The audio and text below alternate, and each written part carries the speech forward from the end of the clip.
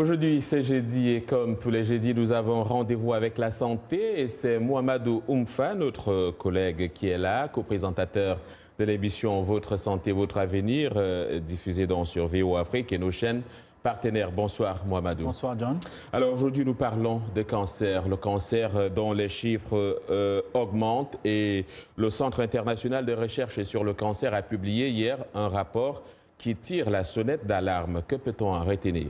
Oui, et les conclusions sont alarmantes. Ce Centre international de recherche sur le cancer parle de 18,1 millions de nouveaux cas de cancer et 9,6 millions de décès en 2018. D'après les estimations de ce centre qui ont été établies pour 36 cancers, dans 185 pays, le cancer du poumon est de loin le plus meurtrier avec 1,8 million de décès. Il devance le cancer colorectal, le cancer de l'estomac, le cancer du foie et le cancer du sein, qui est la principale cause de décès chez les femmes, avec 627 000 décès. Selon le docteur Christopher Wild, directeur de ce centre qui est basé à Lyon en France, ces nouveaux chiffres montrent qu'il reste beaucoup à faire pour répondre à l'augmentation alarmante du fardeau mondial du cancer et que la prévention doit y jouer un rôle clé.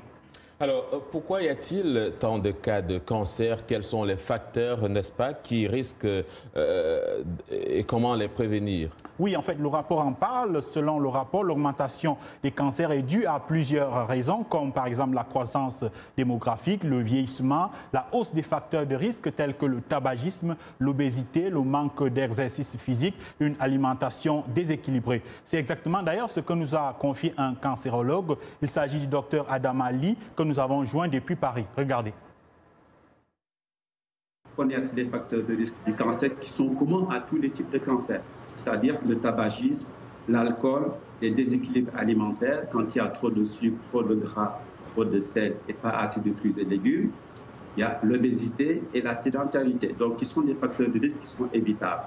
Deuxième facteur de risque, ce sont les facteurs de risque qui sont spécifiques au cancer du sein. Donc ces facteurs de risque, c'est par exemple les règles qui sont précoces.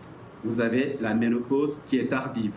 Vous avez les traitements substituts hormonaux du cancer, de la ménopause. Vous avez aussi des problèmes de traitement de la contraception.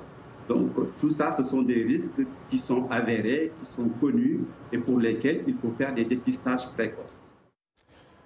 Merci au docteur Adama Ly pour ces explications. Mouhamadou, vous dites que pour freiner le cancer, j'ai envie de dire, il faut le détecter de manière précoce. Oui, c'est d'ailleurs par là que conclut le cancérologue que nous avons écouté tout à l'heure. C'est une des clés, sinon la principale clé pour faire face au cancer. Le traitement a plus de chances d'être efficace et les coûts moins élevés si le cancer est diagnostiqué très tôt. Malheureusement, les patients arrivent souvent quand il est trop tard et c'est donc par cela que nous allons terminer. Nous allons dire aux téléspectateurs, chaque fois qu'il y a l'occasion de vous faire dépister, n'hésitez pas. Plus vite l'on détecte la maladie, plus grandes sont vos chances de guérir. Un bon conseil, donc merci Mouhamadou. Je rappelle que vous êtes co-présentateur de l'émission Votre Santé, Votre Avenir sur VOA Afrique et nos chaînes partenaires.